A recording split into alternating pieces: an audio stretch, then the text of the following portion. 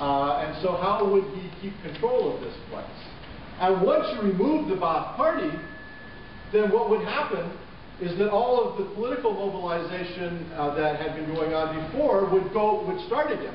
And the social basis for it had actually spread, because the Iraqis were now, with the end of the regime, able to use the internet and cell phones and all kinds of communication, and they got satellite TV, and their political parties were able to freely organize and establish offices and so forth. So the dream of the neocons of being able to simply impose one person on this country and then run it through him depended upon Iraq not being socially or politically mobilized. But overthrowing the Ba'ath regime implied that it would be. So there was a key contradiction in policy here. They didn't understand what decolonization had been. What happened in places like British India in the late 40s, what happened in Algeria, 1954 to 1962, was that the old colonial bargain, whereby Western Europe could impose itself on the Middle East, had unraveled, because local elites began to see an interest in national independence. And in a place like Algeria, if you were a local elite, you would get control of a substantial petroleum industry if you were independent of the French. And because the marginal advantage of European militaries in being able to control populations disappeared when those populations became sufficiently mobilized, so that 15,000 British troops used to hold down British India. Well, that became impossible once Gandhi put hundreds of thousands of people on the street. The United States could dominate this place at a time when it was promoting quote-unquote democracy, which means political mobilization, contained this key contradiction. Some of it comes out of, I believe, the Cold War background of the Bush administration figures, not only the neoconservatives, but people like Dick Cheney, who believed that the United States was extremely powerful and really could control the destiny of other nations like Iraq, but had been limited by the Soviets. And so in the conditions of a post-Soviet world in which there was no rival superpower, the United States ought to be able then to act without let or hindrance. And again, this comes from a misunderstanding of what the Cold War was, because the Cold War wasn't just a chess match between the United States and the Soviet Union. The Third World used the two superpowers for its own purposes. I mean, neither the Israelis were free market capitalist American-style people, nor were the Egyptians communists. But they lined up in '67 on each side, or in '73.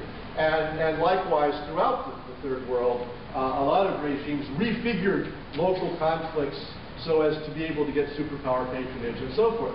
The independent agency of the Third World was ignored by the Cold War theorists on the American right, who really saw the Americans as having the real agency and being blocked then by a rival. And now that rival was gone. So Wesley Clark says that Wolfowitz said, we've got a window of maybe 15 years before China emerges as the new superpower, during which we can get rid of these socialist regimes in the Middle East. I think that's an extremely revealing statement. Clark has reported what Wolfowitz said correctly. In addition to this misunderstanding of what the Cold War was and a slighting of Third World agency, there was also a legacy for the Bush administration of the Reagan theory of rollback, which is the original containment theory of dealing with the Soviet Union had really depended on a social history understanding of things. Because if you go back and look at Kennan's memo, it says, Asian peasants are a little unlikely to want to be Western-style bourgeois Democrats. So it's not strange that the Chinese went communist, or that the Soviets would be communist and so forth. Well, all that we can do is wait them out, contain them, make sure they don't get in our way. And Reagan went way beyond that in wanting not to simply contain, but to roll back the communist world. And that really involved an abandonment of the original social history basis of containment. Because Reagan's rollback assumed that social history didn't matter, social forms didn't matter, and you could impose governments on countries.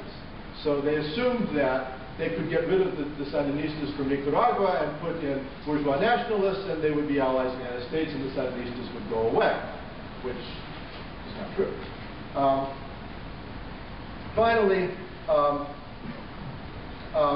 because they had detached social history from politics and imagined a kind of autonomous political sphere in which you could just bring in someone like Chalabi, whose family hadn't been in Iraq since 1958, who didn't know the local situation, had never heard of Muqtada Sadr or the real political movements among the Shia of southern Iraq.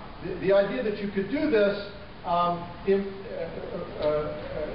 this detachment of social history from the political sphere, was buttressed by propaganda. And so one of the things that they said was that the people who say democracy is not possible in Iraq are racist, because they're arguing that brown people are not up to democracy. And Bush has given this speech a number of times. But, of course, it's propaganda and says, first of all, it's false. Second of all, Bush knows that it's false. Nobody was arguing that brown people aren't up to democracy. What people were arguing was that the specific social conditions that existed in Iraq were not conducive to a democratic transition, which I think is pretty obvious.